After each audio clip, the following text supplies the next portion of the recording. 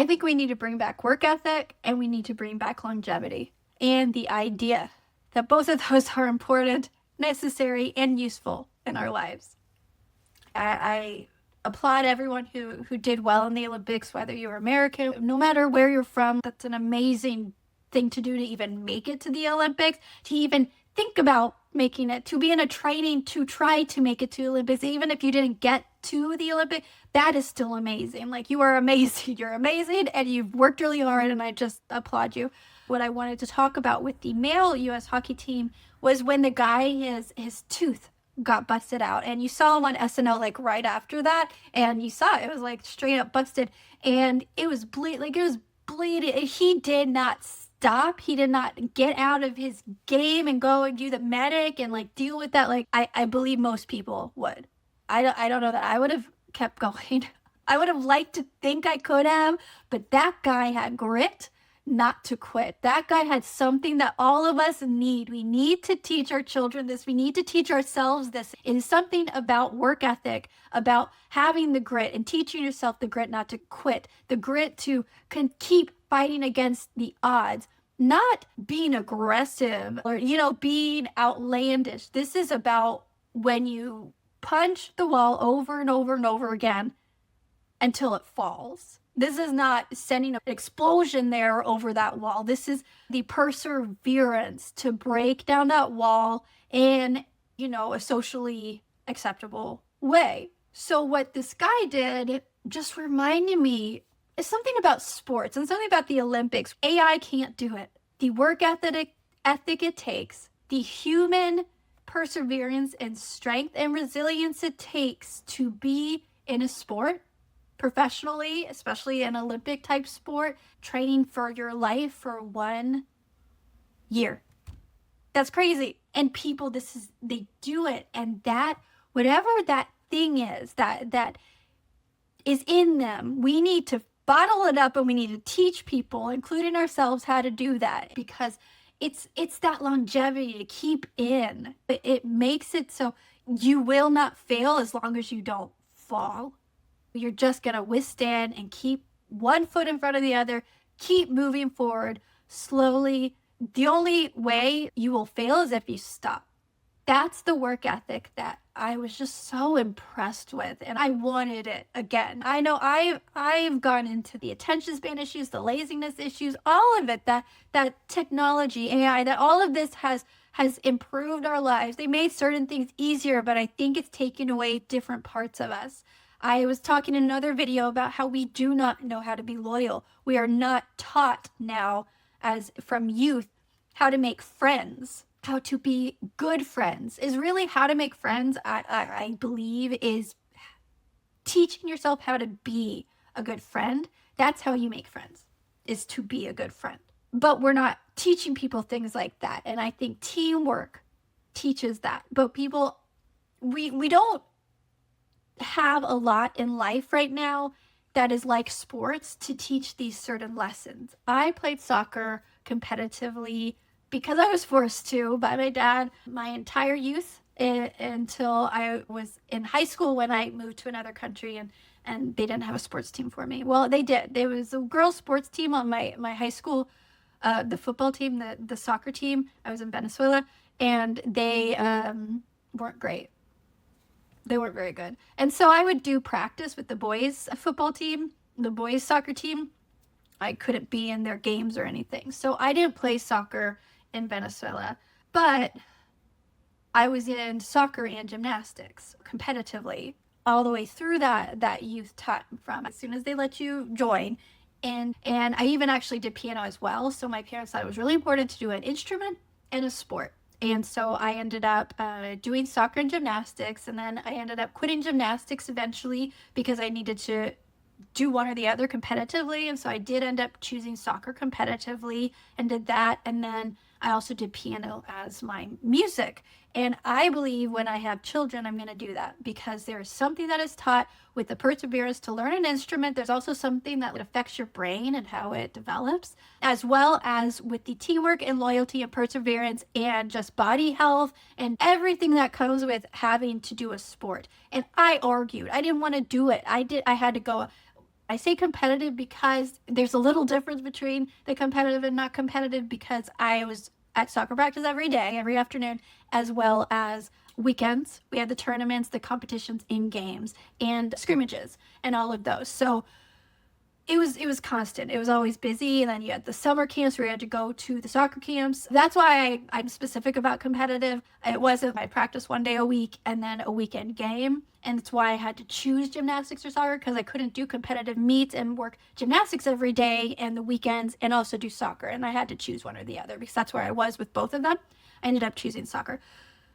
But I do believe, even though I quit and didn't continue into college, it put something in me, some sort of weird work ethic that I, to this day, just thank my parents for. And I know if there's some resilience, some ability to work hard to push my body in ways that I wouldn't have known before. I know how to exercise. So when I was really sick, I couldn't do a lot of exercise. But as soon as I was able to move my body again and exercise and get out of bed, I knew how to do it because I had been doing it for the first 20 years of my life. Like, I knew what I was doing. I knew how to deal with a pulled muscle, or how to deal with it so you don't pull muscles. So it actually teaches you a lot about your body and how to deal with injuries. And also, my parents never were doctor people, in the sense of you get an injury or you have a cold, you don't go to the doctor unless it's something big, right? Like, you do all the at-home stuff. And I think a lot of people my age, in my generation, that was how their parents were. Things have changed now. I feel like a lot of people are either completely anti-doctor, completely and I'm just still like, if I ever really need something like antibiotics to work, they will work because I don't use them. So I'm not anti-doctor or anti any of that stuff. I just try to let my body do what it needs to do. And I think that's something with sports that teaches you that as well.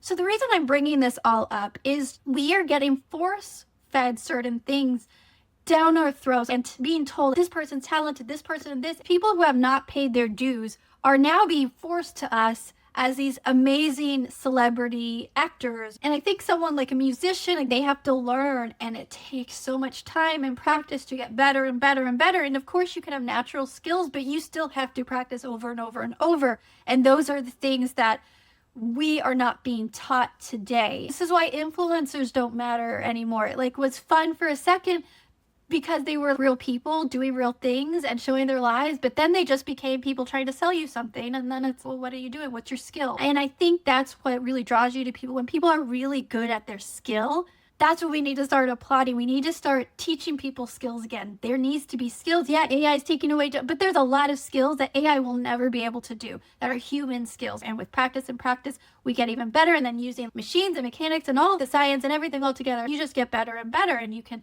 improve those things as well. And in sports, having just better compression bandages and those things, all of that helps our performance and our longevity and those things. So I'm not against utilizing technology or medicine or any of those tools. When I saw that, I saw something different in this guy who kept going against the odds. It was like a movie. The movies that they used to make. They don't make movies about heroes anymore. But when they used to, and you used to be this person like Rocky and Rudy, I mean, the underdog, the Karate Kid, any of that stuff, they don't make those type of movies about perseverance and learning, starting out bad, but working and getting better and better and better. You have boss girls now who start out and they're perfect every time. Have you seen the Hulk, the feminized Hulk? She's just good at everything. I can't even. I know, I start yelling. I can't. They don't grow. They don't learn. There's no perseverance. They're just good at it. They're just automatically good at everything. They're smarter than everyone. That's their struggle, is getting everyone to stop treating them like they aren't perfect already. And I think those things are hurting our ability. And I have to start imagining that since I started this channel, and I've started to really talk about it out loud, I think a lot of this is on purpose. And it's frustrating the more I realize that I think this is all sabotaging every person who falls for it on purpose. I've been sabotaged. I've been sabotaged on purpose, I believe, parts of my life. Do I regret my life? No, absolutely not. I have a whole video that I recorded that I have to post. I'll be posting them weekly, every Tuesday. But I do have one because I'm seeing so many people talk about how they regret having kids. I actually made a video about why I regret not having kids. I regret not having kids younger. All these people with children who are humans who will grow up and see what their parents have posted about this and about regretting them. But with our flash fame, with everything that Instagram influencers and no one trying anymore and making effort to do anything, some of the big influencers, I try not to use their names, that are complaining that they have millions of followers, but they only get 30,000 views on their video. And I'm like, yeah, they're scrolling past it. It's not the algorithm that's blocking you. It's the people who are scrolling and not even clicking, not engaging. They don't like the content. And when people responded saying it's because you're just selling us stuff, you're not relatable, you're out of touch, she was like, what are you talking about? I do all these giveaways, I do all this stuff, I'm so related. How does that person not get that before they were struggling, they were working hard, they were doing these really impressive makeup tutorials, they were offering skills, teaching people how to be better and how to, that longevity and how to learn something and grow in something, get better at something that they can have a skill with and they can feel proud of. And now you're not. Now you're just trying to sell them stuff and then giving them free things. Being given something isn't the same as working really hard to earn it. And you appreciate it differently as well. And I feel that way with celebrities. I mean, it's very hard in sports to just be thrown into something. Yeah, at some level you have to do well. If you see the Nepo babies in sports, they've earned it, right? They work hard and they're very good. You see Nepo babies, say, in TV or in entertainment, many of them should not be up there.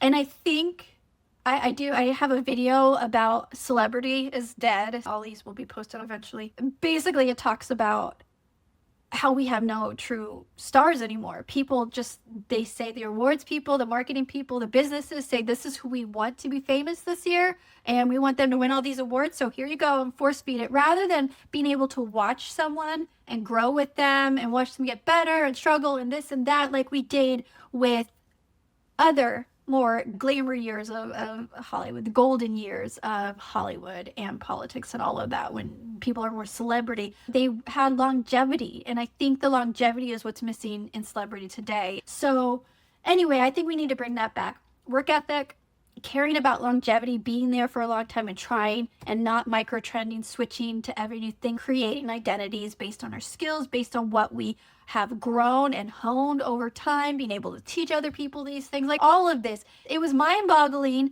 that just from that moment where that guy got his teeth knocked out, bleeded everywhere, and did not give up, and they won. Like, come on. He actually did the are you kidding me? I know. I'm not great at sports. I'm not the commentator, but I did enjoy the feeling.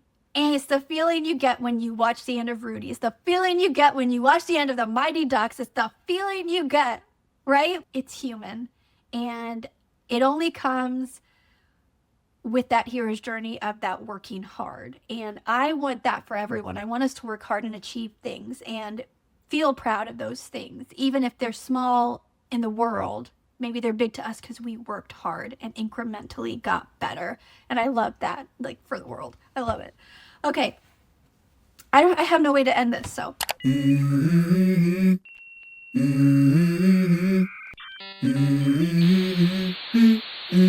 Let's go.